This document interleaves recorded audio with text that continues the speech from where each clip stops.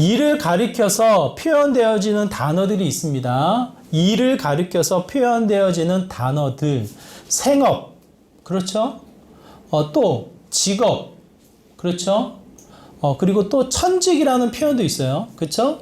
뭔가를 일을 하는 거에 대한 여러 가지 단어들의 표현이 있는데요. 이 표현을 사용하는 의미는 조금씩 다른 것 같아요. 이 내용을 가지고 한 사람이 질문을 하게 됩니다. 마침 이 세 사람이 똑같은 일을 하는 분들이셔요. 무슨 일을 하냐면 벽돌 쌓는 일을 하시는 분들이셔요. 한 사람에게 이번 주에 무슨 일을 하셨습니까? 질문을 했더니 그분이 이렇게 이야기합니다. 살기 위해서 부득이하게 내가 일을 했노라고. 어떠한 의미가 담겨져 있습니까? 생업이라는 의미가 담겨져 있어요. 살기 위해서 피하지 못하고 하는 일, 생업. 또 한 사람에게 묻습니다. 무슨 일을 하셨냐고. 내가 이번 한 주에 교회를 지었노라고. 이분도 벽돌을 쌓는 일을 똑같이 하시는 분이에요. 근데 이분이 표현하는 직업을, 교회를 지었다라고 하는 이 표현에는 무슨 의미가 담겨져 있습니까? 직업이라는 표현이 담겨져 있어요. 자신의 능력, 자신의 재능을 통해서 내가 이 일을 통해 성과를 이루는 일을 내가 했노라 라고 이야기하며 직업이라는 개념이 그곳에 담겨져 있습니다. 마지막 사람에게 또 묻습니다. 이번 주에 무슨 일을 했냐고. 그 사람이 뭐라고 대답을 하냐면 하나님의 성전을 내가 지었노라고. 이 사람의 마음에 무엇이 담겨져 있습니까? 천직, 사명이라는 단어가 담겨져 있습니다. 왜 그런가? 이 생각해 보면 똑같은 일을 했지만 자신의 이 일 자체를 통해서 하나님의 뜻, 하나님의 임재, 하나님의 거룩한 장소를 지어나가는 일을 했노라고. 단순히 건물을 짓는 것이 아니라 하나님의 임재가 상징되어지는 하나님의 성전을 지어노라고 이야기하며 그곳에 마음이 담겨져 있는 이 표현을 쓰게 되어집니다. 이게 무슨 의미냐면 이와 같은 표현인데요. 스터즈 터클이라는 이 사람이 일이라는 책을 쓸 때 그 책에서 이렇게 표현을 하는 거예요. 대부분의 사람들이 자신이 하는 일에 대한 정체성을 가지고 있다. 공감이 되시나요, 여러분? 내가 하는 일을 통해서 내가 누구냐에 대한 개념, 누구냐에 대한 이 존재의 가치를 이미 가지고 있다는 뜻이에요.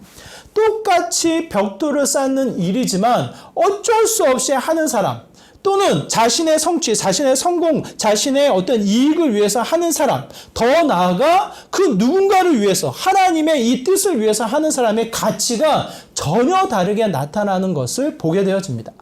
자, 질문을 드릴게요. 지난 한 주 여러분은 어떠한 일을 하셨나요? 지난 한 주 여러 가지 시간의 흐름 속에 여러 가지 일들을 하셨을 텐데 나는 직장 안 다니니까 아무 일도 하지 않았어요. 아무 일도 하지 않는 분은 안 계십니다.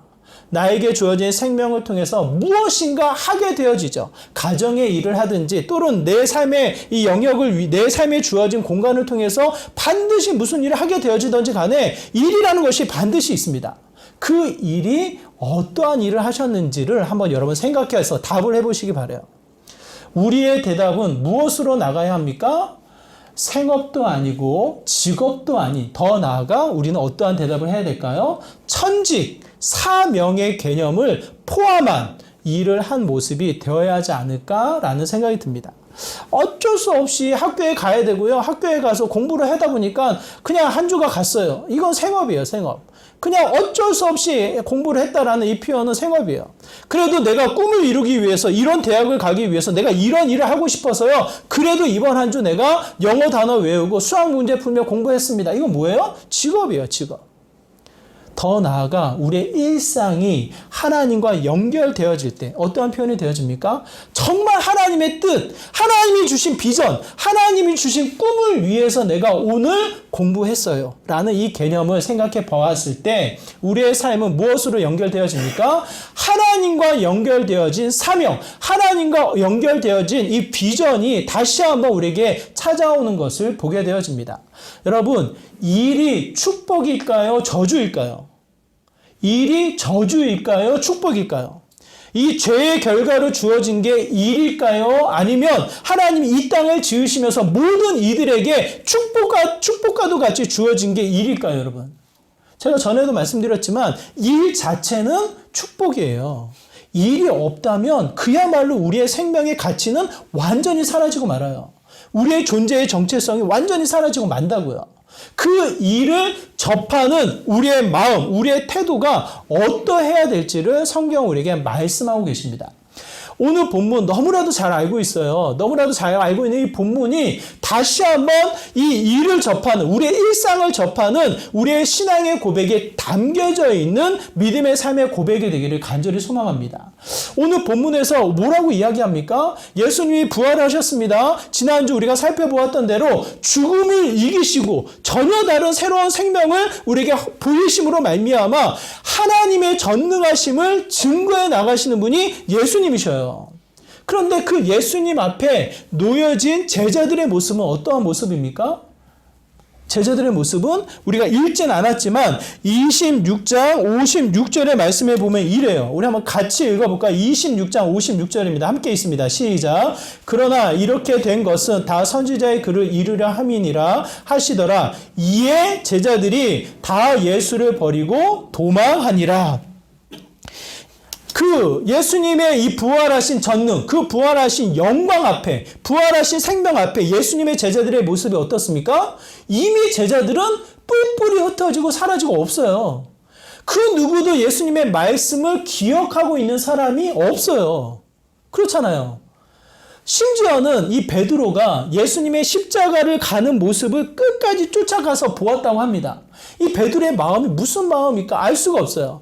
정말 이 마지막까지 미련을 버리지 못하고 예수님을 쫓아나갔던 모습이 아닐까 그런 생각을 하게 되어져요. 그럼에도 불구하고 베드로가 어떠한 마지막 모습을 보입니까? 나는 그 사람 모른다고. 그 사람을 저주하고 오히려 어떻게 해요? 부인하며 그 자리를 떠났던 자가 베드로예요. 예수님의 이 수많은 사람들이, 예수님을 따랐던 수많은 사람들이 예수님을 조롱하고 비난하며 마음이 떠났다면 함께 있던 제자들, 그 11명의 제자들은 그 몸조차도 도망쳐서 예수님과 함께 하지 않고 예수님과 뿔뿔이 흩어져서 예수님을 부인하고 예수님을 피했던 자들의 모습으로 비춰져서 성경에서 이야기를 합니다. 그럼에도 불구하고 예수님이 어떻게 하십니까?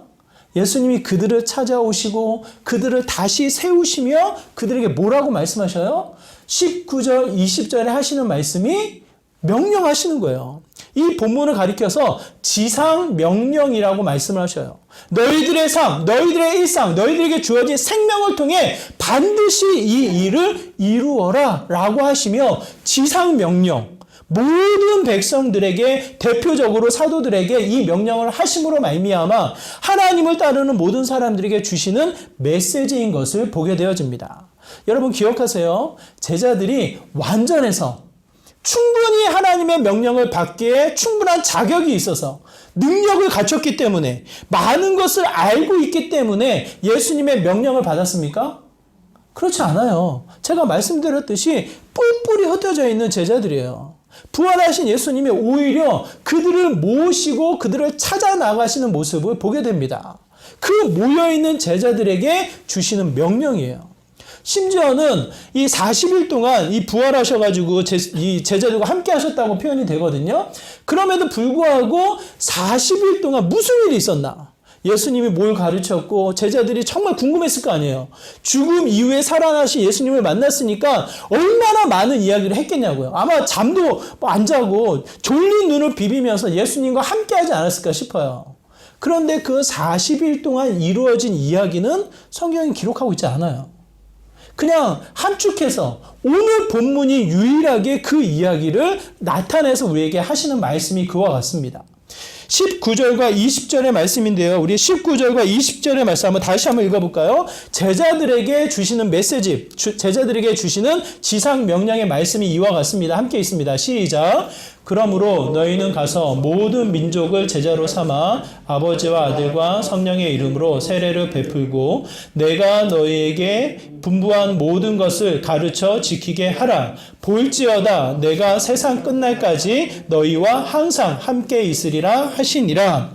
이 긴 문장이 두 문장으로 나눠지거든요. 19절에서 시작해가지고 20절 상반부 가르쳐 지키게 하라가 한 문장이에요. 이 긴 문장이 하나고 두 번째 문장이 볼지어다 라고 시작되어져서 항상 함께 있으니라 하시니라 라는 게 두 번째 문장입니다.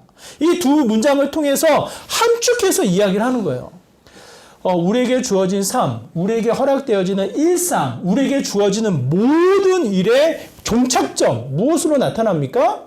오직 예수 그리스도를 전하고 가르치는, 예수 그리스도를 나타내는 삶의 모습 밖에는 없다라는 것을 이야기합니다. 각양각색의 직업, 각양각색의 모습들은 있겠지만 그 모든 모습의 정체성, 그 모든 모습을 통해서 향하는 방향성은 무엇이에요? 하나님을 나타내는 거예요. 이 말씀이 함축적으로 다시 정리돼서 사도행전 1장 8절에 보면 한 문장으로, 한 구절로 이렇게 표현되어집니다. 같이 있습니다. 시작. 오직 성령이 너에게 임하시면 너희가 권능을 받고 예루살렘과 온 유대와 사마리아와 땅끝까지 이르러 내 증인이 되리라 하시니라. 다시 한번 질문을 드릴게요. 지난 한 주 무슨 일을 하셨나요? 어떤 일을 하셨나요? 우리는 너무 소중해서, 하나님이 너무 소중하고 말씀이 너무 소중해서 어떻게 합니까? 고이 보자기에 싸서 깊은 곳에 보관하고 숨겨놨다가 일상을 살아가죠. 그 주일에만 그 소중한 말씀을 꺼내가지고 나오는 거죠, 우리들은. 어때요, 여러분? 그렇잖아요. 말씀이 너무 소중하잖아요. 마치 다이아몬드처럼, 마치 비싼 시계처럼 직장 갈 때, 일할 때 그냥 차고 다니는 그런 게 아니라 고이 보물함에, 보관함에 이렇게 보관했다가 가끔씩 꺼내드는 이 보물처럼 이 신앙을, 하나님을 혹은 말씀을 그렇게 다루어 나가는 게 우리들의 모습 아닌가요? 성경은 그걸 우리에게 원하지 않아요. 성경이, 특히 예수님이 제자들에게 찾아오셔서 주시는 메시지가 무엇입니까? 우리의 일상이, 우리에게 허락되어지는 삶이, 너희들이 무슨 일을 하든지 간에 그 삶을 통해서 무엇을 증거합니까? 무엇을 나타냅니까? 오직 여호와 하나님, 오직 예수 그리스도를 나타내는데 유일한 목적이 된다는 것을 분명히 말씀하시는 거예요. 이 학자는 이 일 자체가 정체성을 이야기한다고 하지만 일 자체가 오늘 현대인들에게는 이 정체성이 되는 거예요. 높은 지위에 있는 사람들 명함을 나눠주면서 떵떵거리고 마치 이 위축되어지는 이 상황에 놓여져 있다면, 이 직업이 있다면 자랑스럽게 얘기하지 못하고 위축되어지는 상황에 이 존재를 갖고 있다고요. 마치 세상의 사람들이 그렇다면 우리도 그런가요, 여러분? 그렇지 않은 거예요, 우리는 이미 하나님으로부터 부여받은 정체성이 확립되어져 있습니다. 흔들리지 않아요. 그게 뭡니까? 오늘 주시는 본문의 말씀인 거예요. 오늘 본문의 말씀에서 분명히 우리에게 명령하여 말씀하시기를 이 첫 번째 문장을 통해서 나타나는 강조점이 있습니다. 특히 이 헬라어나 히브리어, 영어도 마찬가지예요. 어떠한 단어가 강조되어지냐면 동사가 강조되어져요. 동사가. 우리나라 언어는 뭐가 강조되어집니까? 우리나라는 형용사가 굉장히 발달됐고 형용사가 굉장히 발전되어져 있어요. 동사는 뒤에 나와요. 나타나지 않아요. 그래서 이 표현력이 굉장히 풍성한 게 우리나라 언어라면 이 영어, 라틴어, 히브리어, 헬라어는 공통적이에요. 이 동사가 강조되죠. 특히 이 헬라어에는 주어가 이 숨겨져 있어서 주어와 함께 동사가 강조되어지면서 표현되어집니다. 이 첫 번째 문장을 통해서 강조되어지는 게 뭔지 아세요? 19절의 말씀에 보면 이렇게 표현되어 있습니다. 제자로 삼아. 이게 동사예요, 동사. 이 긴 문장의 유일한 동사는 이거 하나예요, 하나. 나머지는 동사가 아니라 분사예요, 분사. 동사 인드 시프나 연결되어지는 분사이지 실제로는 동사는 딱 하나예요, 딱 하나. 그게 뭡니까? 제자를 삼으라는 거예요, 여러분. 제자를 삼으라는 거예요. 우리에게 허락되어지는 일상, 우리에게 허락되어지는 모든 삶 가운데 여러분이 해야 할 마지막 종착점은 무엇입니까? 뭐예요? 여러분 기억하세요. 제자를 삼으라고 예수님 말씀하시는 거예요. 아, 제자를 제가 어떻게 삼아요? 목사님이나 하시는 거죠. 선교사님이나 하시는 거죠. 우리 교회 간사님이나 제자 삼는 거지. 에이, 내가 어떻게 제자를 삼아요? 그렇게 말할 수가 없다고요. 왜 그렇습니까? 택한 이 제자들, 사도들에게만 이 말씀하신 것이 아니라 모든 민족을 제자 삼아 그들로 하여금 다시 예수님을 증거토록 예수님이 말씀하셨고 명령하셨기 때문에 그래요. 여러분, 제자들의 형태를 제가 말씀드렸잖아요. 이 제자들이 다 알아서 완전히 준비가 돼서 부족함 없어서 이 사명을 받았습니까? 그렇지 않잖아요, 여러분. 여러분이 보아도 부족하잖아요. 여러분이 보아도 그런 법하지 않잖아요. 그런 자들에게 그 하나님이 똑같이 말씀하시면서 뭐라고 말씀하십니까? 제자를 삼아라 라는 이 분명한 메시지를 주신단 말이에요. 그러므로 우리에게 허락되어지는 일상을 통해, 우리에게 허락되어지는 생명과 일을 통해 우리가 반드시 연결시켜야 될 것은 무엇입니까? 반드시 연결시켜야 될 게 뭐예요? 하나님을 연결시킨다면 그 하나님의 마음이 담겨진 19절의 말씀이 연결되어져야 하는 거예요. 그게 제자를 삼는 일이 되는 겁니다.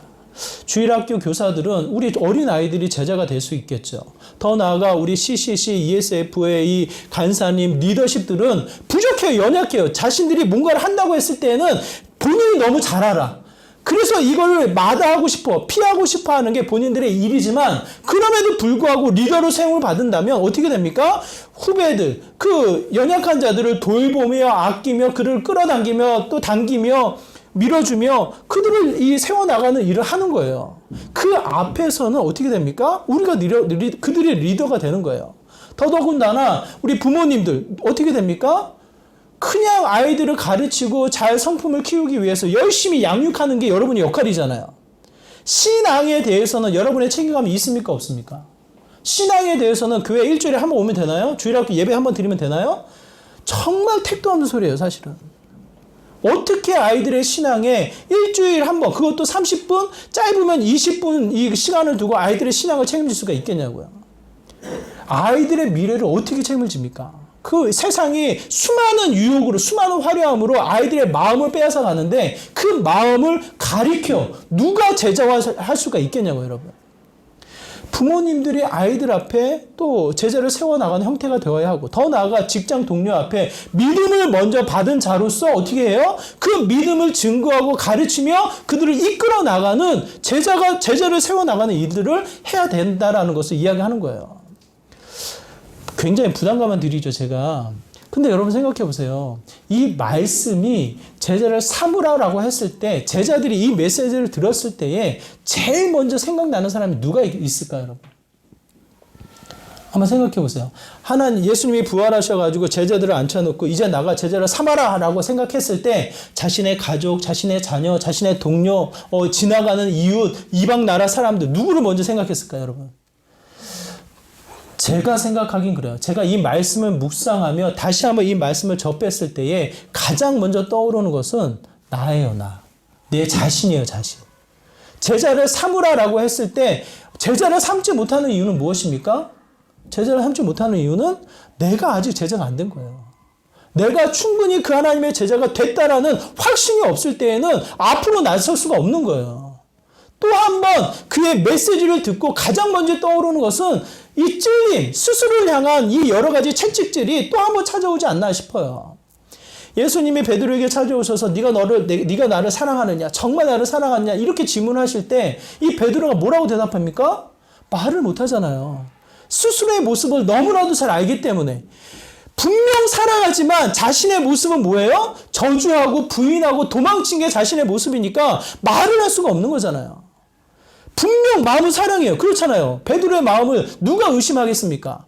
하지만 그의 일상을 통해서는 나타나지 않으니 사랑한다는 말을 할 수 없는 베드로의 상태를 이야기하잖아요. 그러니 예수님 뭐라고 말씀하십니까? 이 베드로가 뭐라고 이야기합니까? 주님이 아십니다. 주님이 내 상태를 너무 잘 아시잖아요. 주님이 뻔히 내 상태를 잘 아시잖아요. 라고 고백할 때 어떻게 하셔요? 재밌어요. 예수님이 내 양을 먹이라 말씀하셔요. 베드로를 더 가르치고 베드로를 더 채우고 베드로를 충분히 준비시켜야겠다라는 이야기가 없어요. 바로 그 자리에서 내 양을 먹이라 하며 목자로 세워나가는 일을 하게 되어집니다.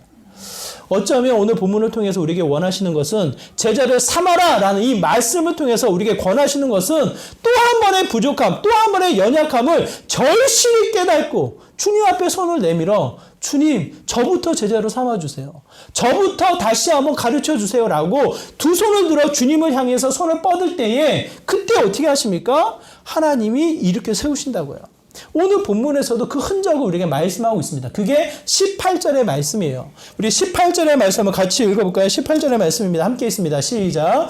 예수께서 나와 말씀하여 이르시되 하늘과 땅의 모든 권세를 내게 주셨으니 뭐라고 말씀하셔요? 이미 권세를 주신 거예요. 모든 권세를 이미 주셨다 해요. 주실 것이다. 네가 순종하면, 네가 두 팔을 들면 줄 것이다 아니라 주셨다라고 과거형으로 기록되어져 있어요. 그 제자들로 하여금 숨어있고 도망치고 피하고 있는, 스스로를 보고 연약해서 아무 대답할 수 없는 이 제자들 앞에 예수님께서 선포하시는 거예요. 이미 너희들에게 권능을 주지 않았냐, 권세를 주지 않았냐고. 아까 우리가 읽은 사도행전 1장 8절에서도 마찬가지입니다. 예루살렘에서부터 땅끝까지 복음을 전할 때 무슨 일이 벌어집니까? 무슨 일을 감당해요? 권능을 받아. 하나님으로부터, 아버지부터 약속되어진 그 권능을 받아 그 예수님을 증거하는 일을 갖게 되어지는 거예요. 여러분, 여호수아가 가나안 땅을 정복할 때 무슨 능력으로 정복을 합니까? 여호수아의 뛰어난 전략이 한몫을 합니까? 이스라엘 백성의 군사력이 뛰어난 역할을 합니까? 그들의 이 용맹스러움이 전쟁의 승리의 이 원인이 됩니까? 무엇이 이 여호수아가 가나안 땅을 정복하게 되어져요? 오로지 하나님이 주신 힘이에요. 하나님이 주신 권능과 권세로 가나안 땅을 정복해 나가는 이스라엘 백성의 역사를 이야기합니다. 여러분의 수고, 여러분의 애씀, 여러분의 이 지혜, 여러분의 이 노력, 그야말로 성경은 뭐라고 말씀하십니까? 성경은 이렇게 이야기해요. 전도서 2장 20절의 말씀이에요. 한번 같이 읽겠습니다. 시작. 이러므로 내가 해 아래에서 한 모든 수고에 대하여 내가 내 마음에 실망하였도다. 결국은 낙심과 좌절밖에 없어요. 내가 아무리 계획하고 아무리 노력하고 뭔가 이 성공을 위해서 달려가 본들 그 마지막 종착점은 무엇입니까? 실망이에요. 실망. 낙심과 이 좌절, 헛됨과 헛됨의 이 연속밖에 없다라는 것을 절실히 깨닫게 되어집니다. 그러므로 또 한 번 이 성경을 통해서 분명히 말씀하시는 게 뭐예요? 너를 제자 삼아 어떻게 해요? 권세와 권능으로 채우겠노라, 이미 주셨노라 말씀을 하시는 거라고요. 그런데 우리의 일상은 어떻습니까? 어떻게 해요? 고이 간직해서 우리의 신앙을 다시 숨겨놓는, 너무 소중해가지고 말씀을 전혀 쳐다보지 않는 그 어떤 일상을 살아가 보니 어떻게 우리가 제자가 되고 어떻게 그의 권능 권세를 누리는 삶의 모습을 살아갈 수 있겠냐고요, 여러분. 오늘 본문에서 또 한 가지를 우리에게 권하여 이야기하는데요. 이렇게 이야기합니다. 19절의 후반부에 보면 이렇습니다. 아버지와 아들과 성령의 이름으로 세례를 베푼다. 이렇게 이야기를 해요. 아버지와 아들과 성령의 이름으로 세례를 베푸는 것, 교회의 예식이잖아요. 목사님을 통해서 이루어지는, 성직자를 통해서 이루어지는 하나의 예식이잖아요. 그걸 어떻게 우리가 감당하냐고요. 여러분이 나가서 막 세례 줄 수 있어요? 여러분이 나가서 내가 세례를 주노라 이렇게 할 수 있나요, 여러분? 그렇게 하면 큰일 나요. 그걸 받는 사람도 이상하게 여기고 하는 사람을 누가 보면 신고할 거야, 아마. 교회 이상하다고. 그렇지 않아요. 근데 오늘 본문은 예식으로 표현되어 있지만 사도행전 1장 4절과 5절의 말씀에 보면 또 다른 의미가 그곳에 담겨져 있어요. 사도행전 1장 4절과 5절의 말씀을 같이 읽도록 하겠습니다. 함께 있습니다. 시작. 사도와 함께 모이사 그들에게 분부하여 이르시되 예루살렘을 떠나지 말고 내게서 들은 바 아버지께서 약속하신 것을 기다리라. 요한은 물로 세례를 베풀었으나 너희는 몇 날이 못되어 성령으로 세례를 받으리라 하셨느니라. 뭐라고 기록되어 있습니까? 예식으로 이루어지는 세례뿐만 아니라 또 어떠한 세례를 이야기합니까? 성령 세례. 여호와 하나님이 직접 임하셔서 그 누구도 핑계할 수 없는 성령 하나님의 임재를 통한 그의 역사를 나타내신다라는 거예요.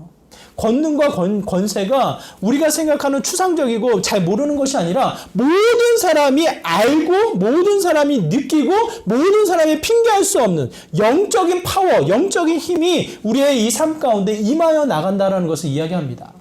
오순절 오늘 본문에 이어서 사도행전 1장 2장에 이어서 무슨 일이 벌어지냐면 마가의 다락방에서 120여 명이 모여서 기도를 해요. 각 지방에서 모여든 사람들이에요. 그곳에 무슨 일이 벌어져요? 성령의 임재가 나타나요. 물론 그 전에도 성령이 있었고 그 후에도 계속해서 성령의 역사가 있지만 한 사건을 통해서 분명히 드러나는 것은 무엇입니까? 성령의 임재가 그 누구도 핑계할 수 없는, 언어가 틀려서 서로 말하는 게 들리지 않고 이해할 수 없는 이 관계에 놓여져 있음에도 불구하고 성령의 역사가 서로 교통하며 소통하며 한 역사를 경험케 하는 이 일이 벌어진단 말이에요. 그게 오순절 사건이에요. 오순절 사건.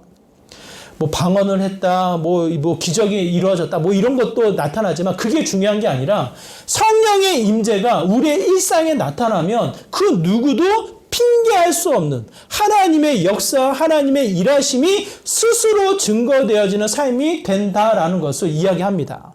단순하게 하나의 예식으로 세례를 줘라 이것이 아니라 정말 하나님의 이 임재를 사모하며 우리의 일상을 통해서 하나님과 함께 나아갈 때 그의 역사가 나타난다는 거예요, 여러분. 주변에 정말 영적인 사람을 한번 보세요. 정말 하나님과 동행하는 사람들을 보세요. 제가 전에도 말씀드렸지만 이 삼성 계열의 이 원자력 발전소를 기획하고 설계하고 그런 회사가 있어요. 우리나라에선 설계사의 1위 되는 회사예요. 1위 되는 회사. 거기에 이 사장님이 장로님이신데 정말 이분은 우리가 전에 했던 전도 폭발에 이 사명으로 완전히 둘러싸여져 있는 분이에요. 이분은 직장을 직업으로 가는 게 아니라 사명으로 가는 분이에요. 사명으로. 그러니까 그분이 하는 일은 뭘까요? 그분이 하는 일은 그야말로 직장 안에서는 도장만 찍는 일을 한대요. 그래서 정말 한가하대요. 도장만 찍는 일. 그래서 도장 받으러 온 사람 앉혀놓고 뭔 얘기할까요? 그야말로 그때부터는 하나님 이야기하는 거야. 하나님. 자신이 만났던, 자신이 누렸던 이 복음의 기쁨을 끊임없이 이야기하면서 하나님의 이야기를 나누는 일을 하게 되어집니다. 그게 제가 물어봤어요. 그래도 직장이고 나름대로는 삼성이라는 이 계열사에 우리나라에서 1위 되는 회사니까 이 잠실에 있거든요. 그런 회사인데 그 직원들이 민원 넣지 않냐고. 우리 사장님 이상한 분이라고 민원 넣지 않냐고. 내가 물어봐요. 그분이 하는 말이 그래요. 그 이야기를 함과 동시에 그 직원들에 대한 이 선한 영향력이 늘상 그들의 이야기를 들어주고 그들의 고민을 얘기할 정도로 관계가 되어지면서 아무 문제가 없이 지금까지 그 일을 해왔노라고 이야기를 하시더라고요. 그러면서 이야기하는 게 오히려 직원들이 자신들의 고민을 가지고 오고 믿지 않는 사람들이 이 고민을 할 때 기도해주고 이 장로님이 기도해주고 그러면서 한 명, 두 명을 전도해 나가는 일을 본인이 한다고 그러시더라고요. 여러분 생각해 보세요. 복음을 전하는 게 이 목적으로 예수님이 사명을 주시지만 그 메시지가 누구한테 접목이 되어집니까? 다른 사람을 가르치고 다른 사람에게 세례를 주고 다른 사람에게 전하는 것이 아니라 스스로 제자가 되어지고 스스로 그 성령의 충만함을 누리며 살아갈 때 그 삶의 일상이 어떻게 나타나요? 생명력으로 나타나는 거예요. 영적인 영향력으로 펼쳐지는 일이 된다라는 것을 성경은 우리에게 말씀하고 계십니다. 더더군다나 한번 생각해 보세요. 이 기도만 하고 영적인 충만으로만 끝나게 되어지나요? 그러면 신비주의로 갈 수밖에 없어요. 반드시 무엇으로 채워져야 합니까? 20절의 말씀이 그래요. 우리 20절의 말씀 한번 같이 읽어볼까요? 20절입니다. 함께 했습니다. 시작. 내가 너에게 분부한 모든 것을 가르쳐 지키게 하라. 제가 전에도 말씀드렸지만 이 자리에 계신 그 누군가는 정말 말씀을 가르치는 자로 세움을 얻기를 바라요. 오늘 받은 말씀을 가지고 우리 자녀들에게, 오늘 받은 말씀을 가지고 우리 직장 동료들에게, 오늘 받은 이 큐티의 내용을 가지고 그 누군가에게 가르치는 모습이 되기를 소망해요. 그러려면 어떻게 해야 됩니까? 어떻게 해야 돼요? 가르치려면 어떻게 해야 돼요? 어떻게 해야 돼요? 여러분이 배워야 되는 거예요. 배우지 않고서는 가르칠 수가 없어요. 제가 수없이 떠들고 수없이 이렇게 아는 척 하죠. 다시 책상 앞에 앉으면요. 머리 쥐어 뜯어요, 제가. 괜히 머리가 빠지는 게 아니에요, 제가. 그만큼 어떻게 해요? 하나님이 알게 하지 않으시면, 하나님이 가르쳐 주지 아니하시면 알 수가 없는 거예요. 다치는 거예요. 정말 하나님의 영적인 게임을 늘 갈구하며 사실 오늘은 28장은 지난주에 끝나고 이제 안 하려고 한 거예요. 저는 지난주에 마지막이라고 그랬거든요. 근데 끊임없이 이 구절이 나머지면서 내가 먼저 제자가 되어야 하고 내가 먼저 성령의 충만함을 받아야 하고 더 나아가 어떻게 됩니까? 내가 먼저 배워야 하는 거예요. 내가 배울 때에 그의 가르침이 나를 통해서 나타나게 되어지고 더더군다나 배운 말씀이 어떻게 됩니까? 내 삶을 지켜야 되는 거예요. 제가 전에도 말씀드렸지만 간디가 부탁을 받아서 이웃집 애한테 사탕 몸에 안 좋으니까 먹지 마. 이 한마디를 하기 위해서 이 간디가 어떻게 합니까? 몇 달을 기다렸다는 거 아닙니까? 몇 달을. 그거 부모가 물어봐요. 왜 그 한마디도 안 해주냐고. 그렇게 어렵냐고. 그 간디가 뭐라고 대답해요? 자기가 진짜 좋아하는 게 사탕인데 이 사탕 아직 못 끊었다고. 이 애한테 이거 끊고 나서 얘기해야 되지 않겠냐고. 본인은 사탕을 먹으면서 어떻게 사탕 안 좋다고 먹지 말라고 말을 할 수 있겠냐고.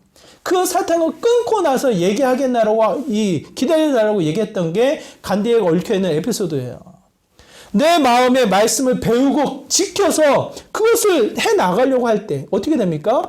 자연스럽게 그것이 나누어지는 형태가 되어진다라고 저는 확신을 합니다. 여러분의 일상이 무엇으로 살아가느냐? 이 첫 번째 질문에 여러분 반드시 대답하셔야 돼요. 생업을 위해서, 직업을 위해서, 또 다른 어떠한 이 정체성을 위해서 살아갔다면 정말 오늘 본문의 말씀을 가지고 다시 한번 기억하셔야 돼요.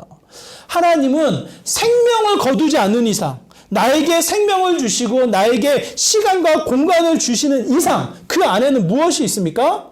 반드시 하나님이 허락하시는 사명이 있습니다. 하나님이 허락하시는 분명한 뜻이 그 안에 있어요.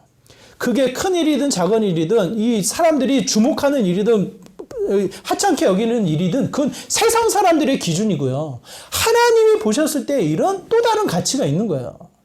그 가치가 오늘 본문 18절, 19절, 20절의 말씀을 통해서 선명히 일상을 붙잡아 나가는 믿음의 삶이 되기를 간절히 부탁을 드립니다. 그 안에는 뭐예요? 정말 내가 제자가 되어야지만 제자로 삼을 수 있는 거예요. 오카는 목사님이 그 목회를 하실 때 그렇게 제자 훈련하며 제자를 양육하려고 애를 쓰셨어요. 정말 애를 쓰셨어요. 저는 정말 제가 좋아하는 목사님들 중에 유일한 분이 오카는 목사님이에요. 제자를 양육하기 위해서 그 누구보다 예수님의 제자가 되기 위해서 자신의 삶을 제어하고 스스로 지키고 그 누구보다 이 삶을 살아갔던 모습으로 제가 비춰져요.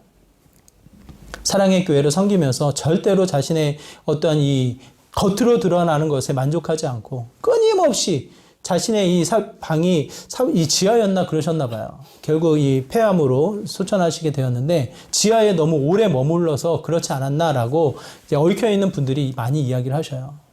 본당도 지하였고 사무실도 지하였고 뭐 그러다 보니까. 그럼에도 불구하고 그분을 기억하고 그분을 생각할 때에는 정말 제자 오카눔, 하나님의 제자 오카눔이라는 이 수식어를 담게 되어집니다. 저는 이 말씀을 나누면서도 굉장히 두렵고 떨려요. 왜? 제자 양육을 해야 되니까. 다시 한번 도전받고 다짐하는 것은 저부터 정말 제자가 되어야겠다. 더더군다나 정말 주님이 주신 권능, 권세, 그의 성령의 충만함을 먼저 누리고 그 말씀을 지키고 배우며 나아가는 믿음의 모습이 되어야겠다라는 다짐을 제 스스로가 하게 되어집니다. 저는 이 다짐이 저와 여러분에게 같이 임하여 나가기를 소망합니다. 왜 일하십니까? 지난 한 주 무엇을 일하셨습니까? 여러분 기억하세요? 정말 하나님이 주신 사명 때문에 일하신 거예요. 여러분이 하나님이 주신 사명 때문에 공부하는 거예요. 그것을 위해서 나아가다 보면 그 자리가 뭡니까? 정말 주님의 제자가 되는 거예요. 주님의 제자가 되는 동시에 또 누군가를 세워나가는, 제자를 세워나가는 영광을 취하게 되어지고요. 그 자리가 정말 하나님의 일하심, 하나님의 권능을 충분히 경험하는 믿음의 귀한 자리가 되어집니다. 여러분, 정말 하나님의 메시지를 들으셔서 그냥 주일에 오는 예배, 그냥 이 자리를 지키는 정도로만 멈추지 말아주시기를 부탁을 드려요. 정말 예수님의 제자가 되어야겠다. 제자가 되어야지만 맛을 보는 거예요, 맛을. 그래서 저는 여러분에게 도전을 드리고 싶어요. 기도를 통해 성령의 충만함을 온전히 누리시기를 간절히 부탁을 드립니다. 주어진 모든 일 앞에 기도를 놓치지 마세요. 다윗이 잘한 것은 기도예요, 기도. 하나님 앞에 물었다라는 거예요. 자신의 능력이 있지만, 자신의 이 권력이 있지만, 권세가 있지만, 그럼에도 불구하고 매 순간마다 하나님 앞에 물어 하나님이 원하는 길을 가셨다라는 거예요. 그게 하나님의 제자잖아요. 더더군다나 어떻게 합니까? 철저히 말씀을 배우고 말씀을 지키는 자의 모습으로 한 걸음 한 걸음 전진해 나가 주시기를 바라요. 그것이 곧 또 한 번 하나님의 능력을 경험하는 믿음의 귀한 자리라고 저는 확신을 합니다. 지난 한 주 어떠한 모습으로 살아가셨는지 모르지만 앞으로의 시간들 정말 하나님의 제자로 세움받아 그 일을 감당해 나가는 주의 거룩한 백성 되시기를 주님의 이름으로 축원합니다. 우리의 모습 하나님의 제자인 것을 깨달으시고 다시 한번 그의 능력, 그의 권능, 그의 성령의 충만, 그가 가르쳐 주시는 말씀 앞에 다시 한번 사모하며 우리의 일상으로 나아가는 믿음의 귀한 삶 되시기를 주님의 이름으로 축원을 드립니다. 우리 말씀을 기억하면서 함께 기도하기 원하는데요. 하나님, 정말 주님의 제자가 되길 원합니다. 성령의 권능을 더하여 주시고 말씀을 더 배우게 하시고 말씀에 관심을 기울이게 하여 주시고 우리의 일상이 정말 주님의 제자로 살아가는 믿음의 복된 삶 되게 하여 주시옵소서라고 하나님이 주신 말씀에 먼저 내가 반응하는 믿음의 귀한 삶 되게 해달라고 이와 같은 마음으로 함께 기도하며 나오도록 하겠습니다. 기도합니다. 하나님 간절한 마음으로 기도합니다. 주님의 제자가 되길 소망합니다. 주님이 원하시는 자리에 세움을 받아 주님을 전하고 주님을 증거하는 믿음의 귀한 삶 되기를 소망합니다. 정말 우리의 일상이 하나님의 가치가 심겨지는 하나님의 사명을 감당해 나가는 믿음의 귀한 삶 되기를 소망합니다. 우리 귀한 거룩한 백성들 한 영혼 한 영혼 주님이 깨워주셔서 주님의 거룩한 제자로 세워주시고 비록 부족하지만 비록 연약하지만 세상에 치여 살아가는 것이 우리의 모습이지만 그럼에도 불구하고 주님이 세우셨음을 고백합니다. 우리의 일상이 주님 붙잡게 하여 주시고 주님의 사명을 감당케 하여 주시고 다시 한번 주님의 권능, 주님의 역사, 주님의 말씀을 지켜나가는 믿음의 귀한 삶 되게 하여 주시옵소서. 하나님 정말 주님의 제자가 되어서 주님의 제자를 세워나가는 주님의 말씀을 가르치는 그 은혜를 누려나가기를 소망합니다. 우리 거룩한 백성들 주님을 소망케 하여 주시고 주님이 허락하신 귀한 사명 다시 한번 붙잡고 나아가는 믿음의 귀한 자리가 되게 하여 주시옵소서. 주님.